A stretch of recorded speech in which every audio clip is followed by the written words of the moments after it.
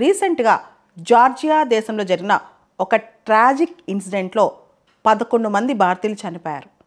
Carbon monoxide poisoning జరిగింది. వాళ్ళు నిద్రలో ఉండగా కార్బన్ మోనాక్సైడ్ వాయువుని పీల్చారనమాట.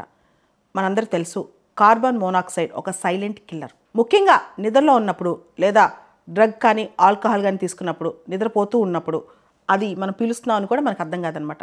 It's a colourless odourless gas. Carbon మోనాక్సైడ్ని సైలెంట్ కిల్లర్ అని కూడా అంటారనమాట.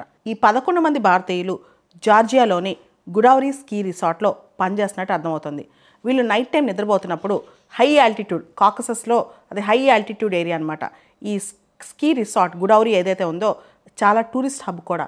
వీళ్ళు అక్కడ పనిచేయడానికి వెళ్ళినట్టు అక్కడ నిద్రపోతున్నట్టు కథనాలు వచ్చాయన్నమాట. దగ్గరలో ఉన్న పవర్ జనరేటర్ నుంచి ఇది వచ్చేసిందంటే గ్యాస్ బయటికి కార్బన్ మోనాక్సైడ్. దీనివల్ల నైట్ టైం నిద్రలోనే వీళ్ళు చనిపోయారంట. వీళ్ళకి అర్థం కూడా కాలేదు వీళ్ళు చనిపోతున్నట్లు. జార్జియా క్యాపిటల్ తిబిలిసిలోని ఇండియన్ మిషన్ దీన్ని కన్ఫర్మ్ చేసింది కూడా ఈ 11 మంది భారతీయులే అని చెప్పి. కార్బన్ మోనాక్సైడ్ పాయిజనింగ్ అనేది చాలా సీరియస్ కండిషన్. దీనివల్ల మరణాలు కూడా సంభవిస్తాయి.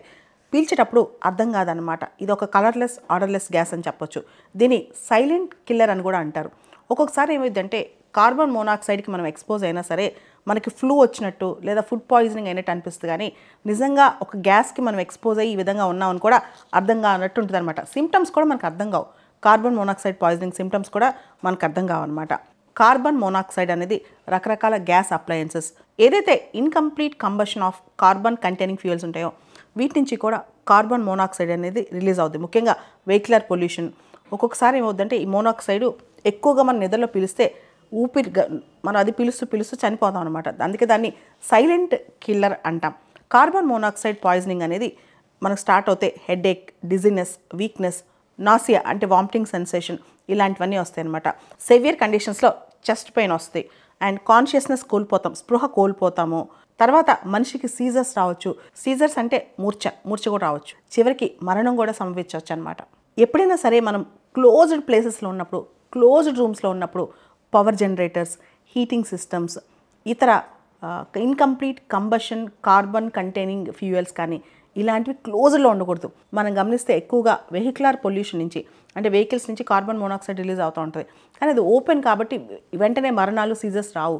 ఏదైనా క్లోజ్డ్ రూమ్లో హీటింగ్ సిస్టమ్స్ కానీ పవర్ జనరేటర్స్ కానీ పెడితే కనుక ఇమీడియట్గా మనం చేయాల్సింది ఏంటంటే కార్బన్ మోనాక్సైడ్ డిటెక్టర్స్ని పెట్టుకోవచ్చు. పబ్లిక్ స్పేసెస్లో పెట్టిన డిటెక్టర్స్ పెట్టుకోవచ్చు అనమాట. ఏ గ్యాస్ రిలీజ్ అవుతుంది దానికి సంబంధించి డిటెక్టర్స్ పెట్టుకోవచ్చు. దాంతోపాటు ప్రాపర్ వెంటిలేషన్, ఏదైతే గ్యాస్ పవర్ డివైజెస్ ఉన్నాయో ఆ ప్రాంతాల్లో వెంటిలేషన్ ఉండాలి. రెగ్యులర్ మెయింటెనెన్స్, ఏదైనా హీటింగ్ సిస్టమ్ ఉంటే రెగ్యులర్గా వాటిని చెక్ చేస్తూ మెయింటెనెన్స్ చేస్తూ ఉండాలన్నమాట. దీనివల్ల కార్బన్ మోనాక్సైడ్ పాయిజనింగ్ అనేది మనం తగ్గించుకోవచ్చు.